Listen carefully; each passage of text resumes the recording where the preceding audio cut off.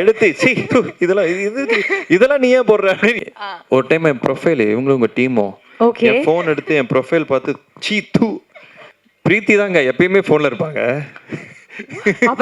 சூப்பரா கோவப்படுறாங்களே இவங்க அப்படின்னா யார்? ஸ்பாயிலர் நான் தான் நினைக்கிறேன்.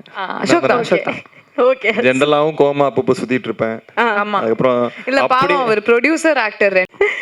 ஸோ அடிக்கடி அவங்க செட்ல வந்துட்டு பண்ற ஒரு ஹேபிட் என்னவா இருக்கும்? கால் ஆட்டுறது. நீங்க அவங்க இப்போ நான் உட்காந்துருக்கும் போது கூட இருக்கும்.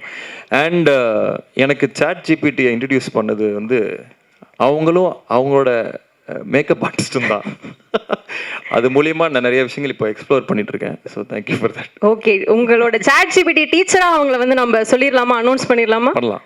சூப்பர். உங்களோட ஒரு ஹேபிட் அவங்க அடிக்கடி கலாய்க்கிறதுனா என்னவா இருக்கும் சார்? என்னமோ இருக்கு. ஜென்ரலாவே கலாய்ப்பாங்க, ஹேபிட்லாம் இல்லை, ஜென்ரலாவே கலாய்ப்பாங்க. ஏதாவது நீங்க அவங்க கிட்ட தான் கேட்கணும், எனக்கு தெரியல ஆக்சுவலா. அப்போ அவங்களை மேல கூப்பிட்டு நம்ம கேட்டுருவோம். ப்ளீஸ் பிரீத்திமா மேடைக்கு வந்துருங்க. இந்த கேம்ஸ்லாம் ஆகினா எவ்வளோ நேரம் பேசிருக்க மாட்டேன்ல, பாவம். 2 கொஸ்டின் சார்.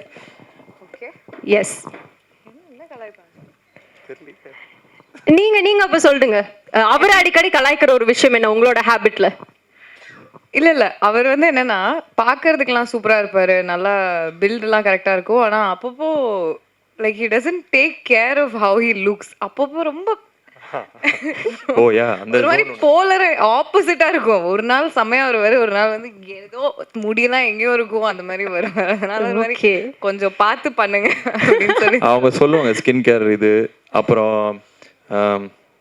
வேற என்ன, ஜெனரல் இன்ஸ்டா.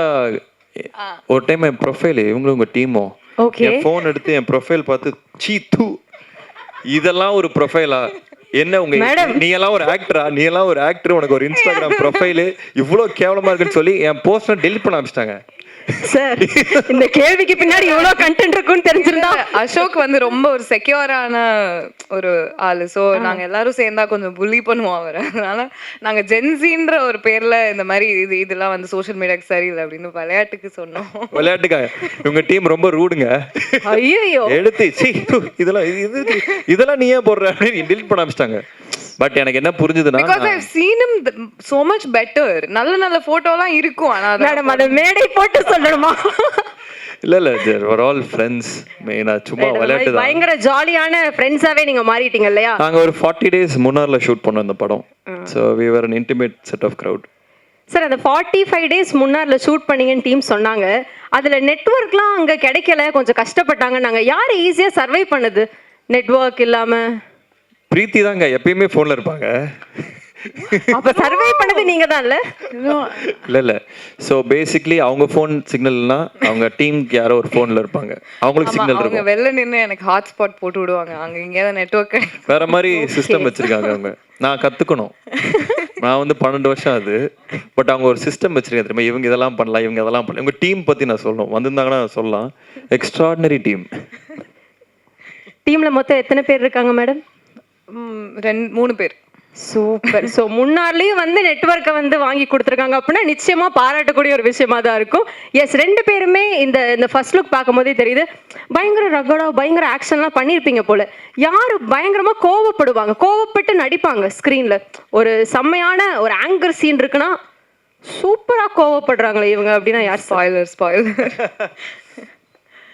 நான் தான் நினைக்கிறேன். அசோக் தான். ஓகே, ஜெனரலாவும் கோமா அப்பப்போ சுத்திட்டு இருப்பேன்.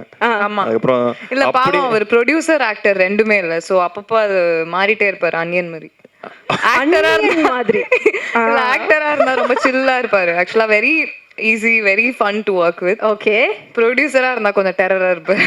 ஓகே, உங்க கண்ணு முன்னாடி சும்மா செலவாதுரா. அதாவது சில ஆக்டர்ஸ்லாம் பார்த்தா எனக்கு அப்படியே பில்லே கண்ணு முன்னாடி வரும். ஒரு நாளைக்கு 1 லட்சம் கொடுத்து உட்கார வைக்காதீங்க, எடுக்கடா அதாவது அப்படின்னு இருக்கும். அது அன்னியன் மாதிரி ஸ்விட்ச் ஆயிட்டு தாங்க இருக்கு. பயங்கர இன்டென்ஸான ஒரு ப்ரொடியூசராகவும் இருப்பார் போல. Right. So Preethi ma'am, as a பெர்ஃபார்மரா நம்ம அசோக் சாரை 1 வேர்ட்ல ரிவ்யூ பண்ணணும்னா என்ன சொல்லுவீங்க? கம்பெல்லிங். ஓகே, அவர் பெர்ஃபார்ம் பண்ணும்போது அந்த கம்பெல்லிங்னா என்ன நினைப்பீங்க?